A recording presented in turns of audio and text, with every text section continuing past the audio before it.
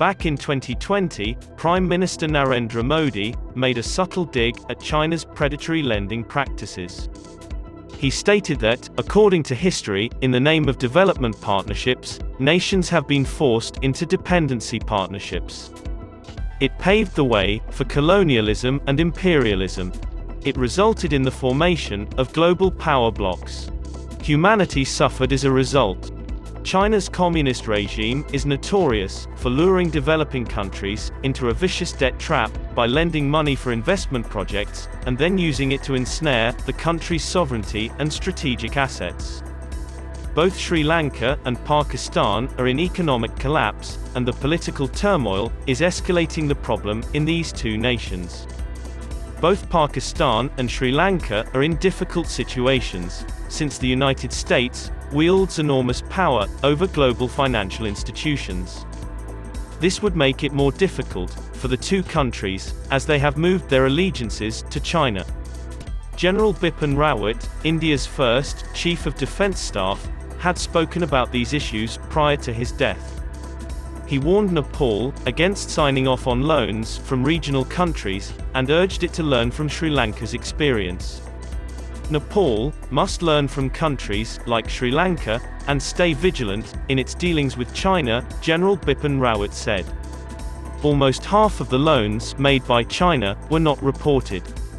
According to the Harvard Business Review, the Chinese government and its corporations have made direct loans totaling over $1.5 trillion to more than 150 countries. According to the study, China is the world's largest official creditor, having exceeded official lenders, such as the World Bank, IMF, and all OECD creditor states, combined. The situation in these two countries has now compelled nations, such as the Maldives, Bangladesh, and Nepal, to reconsider their participation in Chinese infrastructure and the BRI plan.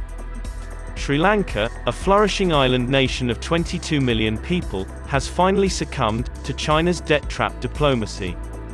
Sri Lanka faces its worst economic crisis in decades, and struggles to pay loans. The country owes more than $5 billion to China alone. According to the European Foundation for South Asian Studies, Sri Lanka's foreign reserves are falling in part as a result of non-profitable development projects financed with Chinese funds. Its dollar-denominated debt repayments, due this year, amount to more than $6 billion, including a $1 billion sovereign bond, maturing in July.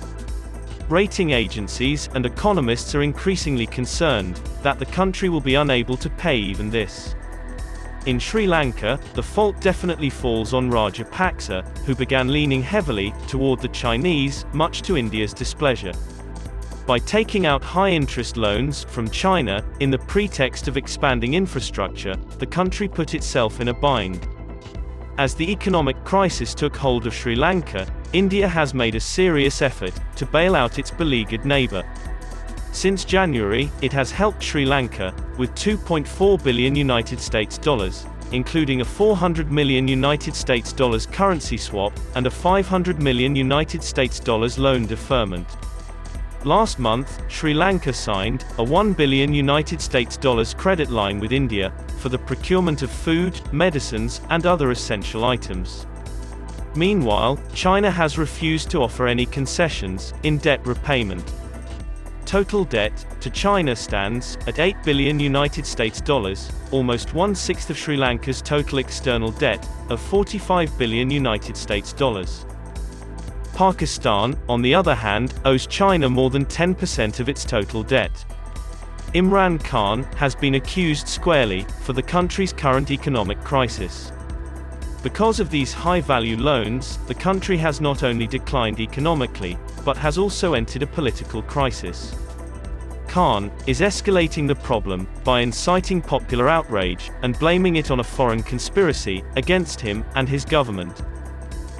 Pakistan tops the list of recipient countries of BRI aid, with projects worth $27.3 billion. China has snared Pakistan in the BRI debt trap, with high interest rates, stiff repayment terms, and lack of transparency. Bangladesh. after Pakistan, Bangladesh is the second highest receiver of Chinese investment in South Asia. Bangladesh, which imports the most goods from China, should be concerned as well. According to the Dhaka Tribune, China funded an estimated $9.75 billion in transportation projects in Bangladesh between 2009 and 2019. While Bangladesh possesses $4.7 billion loan, Pakistan has a $22 billion loan.